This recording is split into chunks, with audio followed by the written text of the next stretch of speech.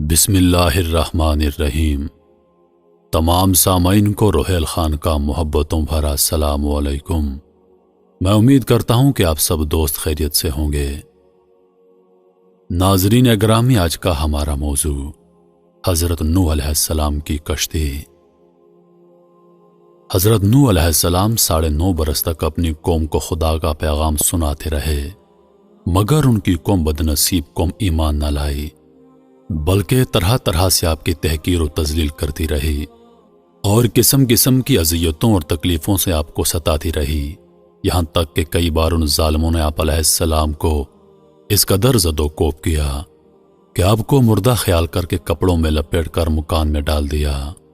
مگر آپ پھر بھی مکان سے نکل کر دین کی تغلیب فرمانے لگے۔ اس طرح بارہ آپ کا گلا گھونٹتے رہے، یہاں تک کہ آپ کا دم گھٹنے لگا اور آپ بے ہوش ہو جاتے، مگر ان ایذاؤں اور مصیبتوں پر بھی آپ علیہ السلام یہی دعا فرماتے، اے میرے پروردگار، تو میری قوم کو بخش دے اور ہدایت عطا فرما، کیونکہ یہ مجھ کو نہیں جانتے۔ اور قوم کا یہ حال تھا کہ ہر بوڑھا باپ اپنے بچوں کو یہ وصیت کر کے مرتا کہ نوح علیہ السلام بہت پرانے پاگل ہیں، اس لیے کوئی ان کی باتوں کو نہ سنے اور نہ ہی ان کی باتوں پر دھیان دے، یہاں تک ایک دن یہ وحی نازل ہو گئی کہ اے نوح، اب تک جو لوگ مومن ہو چکے ہیں، ان کے سوا اور دوسرے لوگ کبھی ہرگز ایمان نہیں لائیں گے۔ اس کے بعد آپ اپنی قوم کی ایمان لانے سے نا امید ہو گئے اور آپ علیہ السلام نے اس قوم کی ہلاکت کے لیے بد دعا کر دی۔ اللہ تعالیٰ نے آپ کو حکم دیا کہ آپ ایک کشتی تیار کریں، چنانچہ 100 برس میں آپ کے لگائے ہوئے ساگوان کے درخت تیار ہو گئے اور آپ علیہ السلام نے ان درختوں کی لکڑیوں سے کشتی بنائی جو 80 گز لمبی اور 50 گز چوڑی تھی۔ اس کشتی میں 3 درجے تھے، نچلے طبقے میں درندے، پرندے اور حشرات الارض وغیرہ، درمیانی طبقے میں چوپائے وغیرہ جانوروں کے لیے، اور بالائی طبقے میں خود اور مومنین کے لیے جگہ بنائی۔ اس طرح یہ شاندار کشتی آپ علیہ السلام نے بنائی اور 100 سال کی مدت میں یہ تاریخی کشتی بن کر تیار ہو گئی، جو آپ اور مومنوں کی محنت اور کاریگری کا ثمرہ تھا، جنہوں نے بے پناہ محنت کر کے یہ کشتی بنائی تھی۔ جب آپ علیہ السلام کشتی بنانے میں مصروف تھے تو آپ کی قوم آپ کا مذاق اڑاتی۔ کوئی کہتا، اے نوح، اب تم بڑا ہی بن گئے ہو، حالانکہ تم پہلے کہا کرتے تھے کہ میں خدا کا نبی ہوں۔ کوئی کہتا، اے نوح، تم اس خشک زمین میں کشتی کیوں بنا رہے ہو؟ کیا تمہاری عقل ماری گئی ہے؟ غرض طرح طرح کا تمسخر کیا کرتے اور قسم قسم کی تانا بازیاں اور بدزبانیاں کرتے رہتے، اور آپ ان کے جواب میں یہی فرماتے، آج تم ہم سے مذاق کرتے ہو، لیکن مت گھبراؤ، جب خدا کا عذاب طوفان کی صورت آ جائے گا تو ہم تمہارا مذاق اڑائیں گے۔ جب طوفان آ گیا تو اپنے کشتی میں درندوں، چرندوں اور پرندوں اور قسم قسم کے حشرات الارض کا ایک ایک جوڑا نر مادہ سوار کروا دیا، اور خود آپ اور آپ علیہ السلام کے 3 فرزند یعنی حام، سام اور یافس، اور ان تینوں کی بیویاں اور آپ کی مومنہ بیوی اور 27 مومنین مرد و عورت، کل ملا کر 80 انسان کشتی میں سوار ہو گئے۔ آپ کی ایک بیوی وائلہ جو کافرہ تھی، اور آپ علیہ السلام کا ایک لڑکا جس کا نام کنعان تھا، یہ دونوں کشتی میں سوار نہ ہوئے اور طوفان میں غرق ہو گئے۔ روایت ہے جب سانپ اور بچھو کشتی میں سوار ہونے لگے تو آپ علیہ السلام نے ان دونوں کو روک کر فرمایا، تم دونوں کشتی میں سوار نہیں ہو سکتے۔ تو ان دونوں نے کہا، اے اللہ کے نبی، آپ ہم دونوں کو سوار کر لیجئے، ہم وعدہ کرتے ہیں کہ جو شخص سلام علی نوح فی العالمین پڑھ لے گا ہم اس کو ضرر نہیں پہنچائیں گے۔ تو آپ علیہ السلام نے ان دونوں کو بھی کشتی میں بٹھا لیا۔ طوفان میں کشتی والوں کے سوا ساری قوم اور کل مخلوق غرق ہو کر ہلاک ہو گئی، اور آپ علیہ السلام کی کشتی جودی پہاڑی پر جا کر ٹھہر گئی، اور طوفان ختم ہونے کے بعد آپ علیہ السلام زمین پر اتر پڑے، اور آپ علیہ السلام کی نسل میں بے پناہ برکت ہوئی کہ آپ کی اولاد تمام روئے زمین پر پھیل گئی اور آباد ہو گئی۔ اس لیے آپ کا لقب آدم ثانی ہے۔ قرآن پاک میں اللہ تعالیٰ نے اس واقعے کو بیان کرتے ہوئے ارشاد فرمایا ہے، اور نوح کو وہی ہوئی کہ تمہاری قوم سے مسلمان نہ ہوں گے مگر جتنے ایمان لا چکے، تو غم نہ کھا اس پر جو وہ کرتے ہیں، اور کشتی بنا ہمارے سامنے اور ہمارے حکم سے، اور ظالموں کے بارے میں مجھ سے بات نہ کرنا، وہ ضرور ڈبوئے جائیں گے۔ اور نوح کشتی بناتا ہے، اور جب اس کی قوم کے سردار اس پر گزرتے، اس پر ہنستے، بولا اگر تم ہم پر ہنستے ہو تو ایک وقت ہم تم پر ہنسیں گے، جیسا تم ہنستے ہو تو اب جان جاؤ گے کہ کس پر آتا ہے وہ عذاب کہ اسے رسوا کرے، اور اترتا ہے وہ عذاب جو ہمیشہ رہے۔ یوں تو اللہ تعالیٰ نے حضرت نوح علیہ السلام کو 2 برس پہلے ہی وحی کے ذریعے مطلع کر دیا تھا کہ آپ کی قوم طوفان میں غرق کر دی جائے گی، مگر طوفان آنے کی نشانی یہ مقرر فرما دی تھی کہ آپ کے گھر کے تنور سے پانی ابلنا شروع ہوگا۔ چنانچہ پتھر کے اس تنور سے ایک دن صبح کے وقت پانی ابلنا شروع ہو گیا، اور آپ نے کشتی پر جانوروں اور انسانوں کو سوار کروانا شروع کر دیا۔ پھر زوردار بارش ہونے لگی جو مسلسل 40 دن اور 40 رات موسلادھار برستی رہی، اور زمین بھی جا بجا شک ہو گئی، اور پانی کے چشمے پھوٹ کر بہنے لگے۔ اس طرح بارش اور زمین سے نکلنے والے پانیوں سے ایسا طوفان آ گیا کہ 40 گز اونچے پہاڑوں کی چوٹیاں ڈوب گئیں۔ چنانچہ ارشاد باری تعالیٰ ہے، یہاں تک کہ جب ہمارا حکم آیا اور تنور ابلا، ہم نے فرمایا کشتی میں سوار کر لے ہر جنس میں سے ایک جوڑا، نر اور مادہ، اور جن پر بات پڑ چکی ہے ان کے سوا اپنے گھر والوں اور باقی مسلمانوں کو، اور اس کے ساتھ مسلمان نہ تھے مگر تھوڑے۔ ایک اور جگہ ارشاد باری تعالیٰ ہے، تو ہم نے آسمان کے دروازے کھول دیے زور کے بہتے ہوئے پانی سے، اور زمین چشمے کر کے بہا دی، تو دونوں پانی مل گئے اس مقدار پر جو مقدر تھی، یعنی طوفان آ گیا اور ساری دنیا غرق ہو گئی۔ طوفان کتنا زوردار تھا، اور طوفانی سیلاب کی موجوں کی کیا کیفیت تھی، اس کی منظر کشی قرآن پاک میں کچھ اس طرح ہوئی ہے، اور وہ انہیں لیے جا رہی ہے ایسی موجوں میں جیسے پہاڑ۔ حضرت نوح علیہ السلام کشتی پر سوار ہو گئے، اور کشتی طوفانی موجوں کے تھپیڑوں سے ٹکراتی ہوئی برابر چلی جا رہی تھی، یہاں تک کہ سلامتی کے ساتھ کوہ جودی پر پہنچ کر ٹھہر گئی۔ کشتی پر سوار ہوتے وقت حضرت نوح علیہ السلام نے دعا پڑھی تھی، اللہ کے نام پر اس کا چلنا اور اس کا ٹھہرنا بے شک میرا رب ضرور بخشنے والا مہربان ہے۔ حضرت نوح علیہ السلام کی کشتی طوفان کے تھپیڑوں میں 6 ماہ تک چکر لگاتی رہی، یہاں تک کہ خانہ کعبہ کے پاس سے گزری اور کعبہ مکرمہ کا 7 چکر طواف کیا۔ پھر اللہ تعالیٰ کے حکم سے یہ کشتی جودی پہاڑی پر ٹھہر گئی جو عراق کے شہر جزیرہ میں واقع ہے۔ روایت ہے کہ اللہ تعالیٰ نے ہر پہاڑ کی طرف یہ وحی کی کہ حضرت نوح علیہ السلام کی کشتی کسی پہاڑ پر ٹھہرے گی، تو تمام پہاڑوں نے تکبر کیا، لیکن جودی پہاڑ نے تواضع اور عاجزی کا اظہار کیا، تو اللہ تعالیٰ نے اس کو یہ شرف بخشا کہ کشتی جودی پہاڑ پر ٹھہری۔ ایک روایت ہے کہ بہت دنوں تک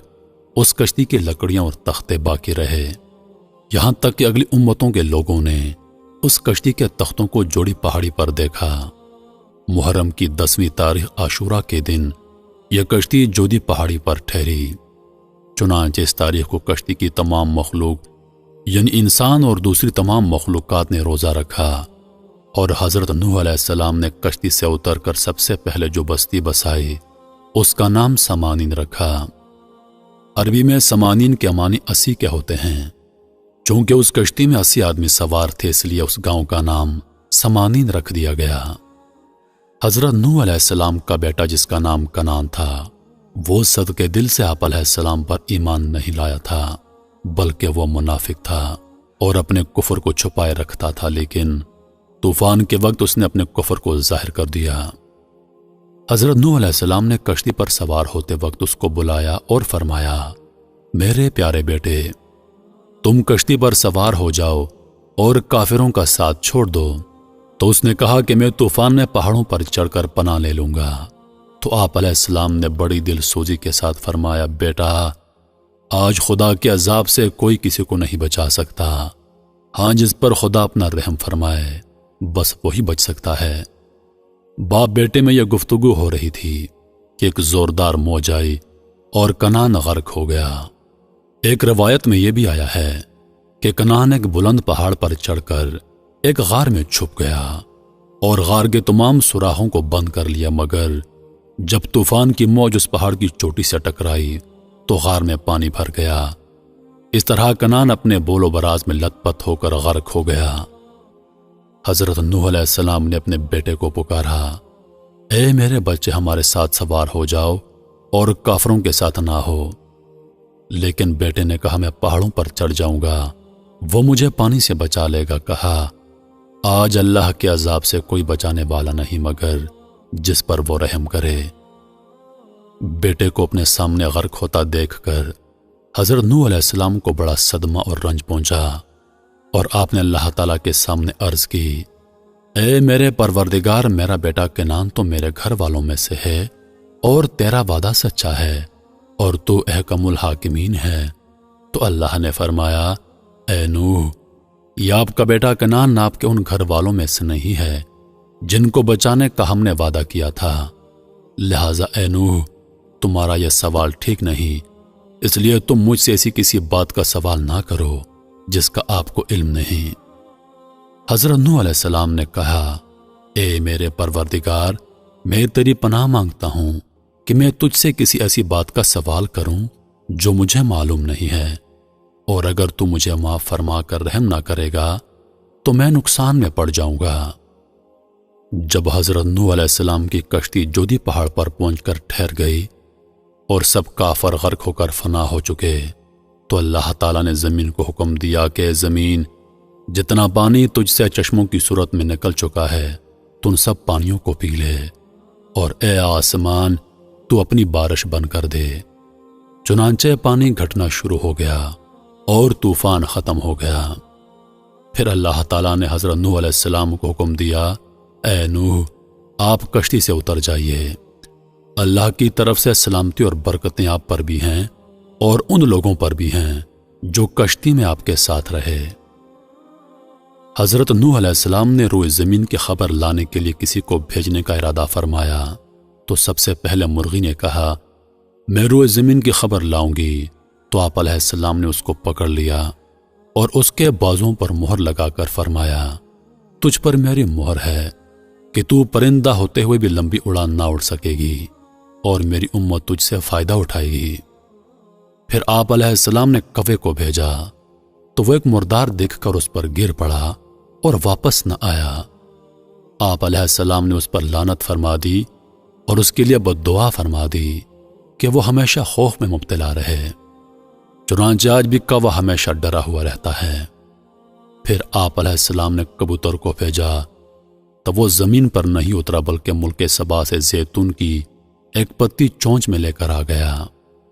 آپ علیہ السلام نے فرمایا، تم زمین پر نہیں اترے، اس لیے ایک بار پھر جاؤ اور روئے زمین کی خبر لاؤ۔ تو کبوتر دوبارہ روانہ ہوا اور مکہ مکرمہ میں حرم کعبہ کی زمین پر اترا اور دیکھ لیا کہ پانی زمین حرم سے ختم ہو چکا ہے اور سرخ رنگ کی مٹی ظاہر ہو گئی ہے۔ کبوتر کے دونوں پاؤں سرخ مٹی سے رنگین ہو گئے اور وہ اسی حالت میں حضرت نوح علیہ السلام کے پاس واپس آ گیا اور عرض کیا، اے خدا کے پیغمبر، آپ میرے گلے میں ایک خوبصورت توق عطا فرمائیے اور میرے پاؤں میں خضابے میں رحمت فرمائیے اور مجھے زمین حرم میں سکونت کا شرف عطا فرمائیے۔ چنانچہ حضرت نوح علیہ السلام نے کبوتر کے سر پر دست شفقت پھیرا اور اس کے لیے دعا فرما دی کہ اس کے گلے میں دھاری کا خوبصورت ہار پڑا رہے اور اس کے پاؤں سرخ ہو جائیں اور اس کی نسل میں خیر و برکت رہے اور اس کو زمین میں سکونت کا شرف ملے۔ حضرت نوح علیہ السلام کے واقعے میں بڑی بڑی عبرتوں کے سامان ہیں جن کے انوار و تجلیات سے قلوب مومنین پر ایسی ایمانی روشنی پڑتی ہے جس سے مومنین کا سینہ نور عرفان اور جلوہ ایمان سے منور اور روشن ہو جاتا ہے۔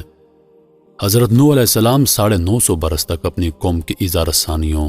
اور دلخراش طعنوں اور گالیوں کے باوجود صبر و تحمل کے ساتھ اپنی قوم کو ہدایت کا درس دیتے رہے، اور جب تک ان پر وحی نہیں آئی کہ یہ لوگ ایمان نہیں لائیں گے، اس وقت تک آپ علیہ السلام برابر ہدایت کا وعظ سناتے رہے۔ جب بذریعہ وحی آپ علیہ السلام ان لوگوں کی ایمان سے مایوس ہو گئے تو آپ نے ان ظالموں کے لیے ہلاکت کی دعا فرما دی۔ حضرت نوح علیہ السلام اور مومنین طوفان کے عظیم سیلاب میں، جبکہ طوفان کی موجیں پہاڑوں کی طرح سر اٹھا رہی تھیں، کشتی پر سوار تھے، اور طوفان عظیم کی موجوں میں یہ کشتی ہچکولے کھاتی چلی جا رہی تھی، مگر حضرت نوح علیہ السلام اور مومنین توکل کی ایسی منزل بلند میں تھے کہ نہ ان لوگوں کو کوئی گھبراہٹ تھی، نہ کوئی پریشانی۔ اس میں مومنین کے لیے یہ ہدایت ہے کہ بڑی سے بڑی مصیبت کے وقت بھی مومن کو اللہ تعالیٰ پر بھروسہ رکھ کر مطمئن رہنا چاہیے۔